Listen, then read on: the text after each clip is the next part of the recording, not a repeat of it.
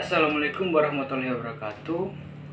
Saya Muhammad Farhan Rawe dengan NIM 4524233031 kelas B dari Prodi Teknik Geologi.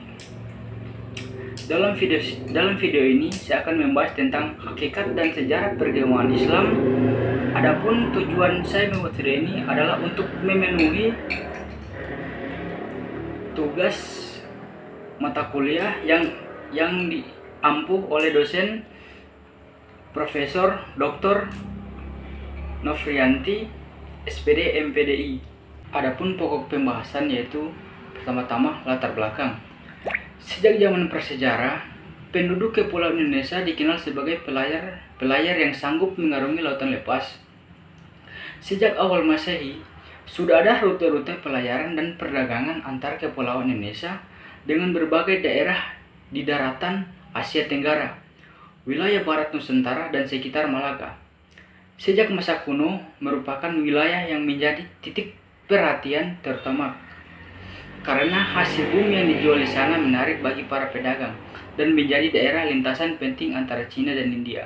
Sementara itu, pala dan cengkeh yang berasal dari Maluku dipasarkan di Jawa dan Sumatera untuk kemudian dijual kepada para pedagang asing.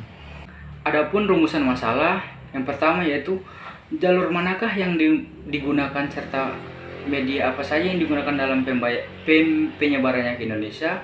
2. Apa-apa sajakah kerajaan Islam yang pernah didirikan di Indonesia.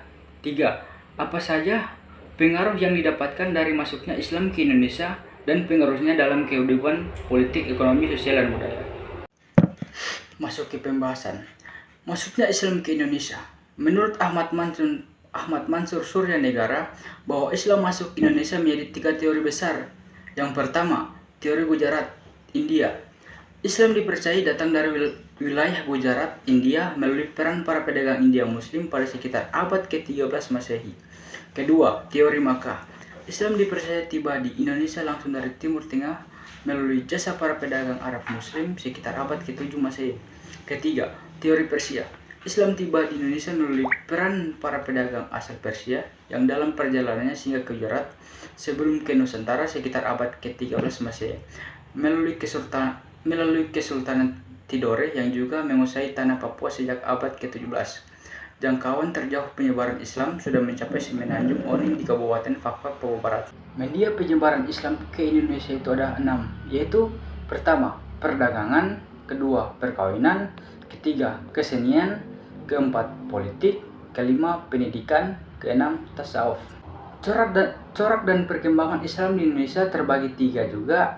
Yang pertama, 1. Masa kesultanan, 2. Masa penjajahan, 3. Gerakan dan organisasi Islam. Oke, sekarang kita masuk dalam kesimpulan.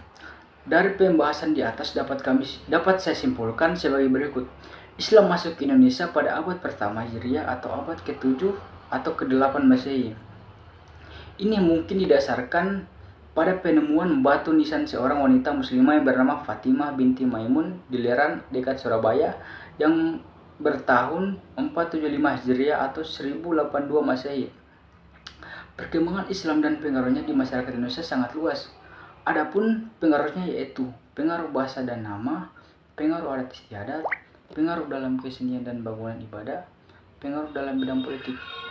Ada juga teori yang paling terkenal dalam penyebaran Islam ke Indonesia yaitu teori Gujarat, teori Makkah, dan teori Persia. Sekian presentasi saya. Mohon maaf jika ada salah kata. Sekian, terima kasih.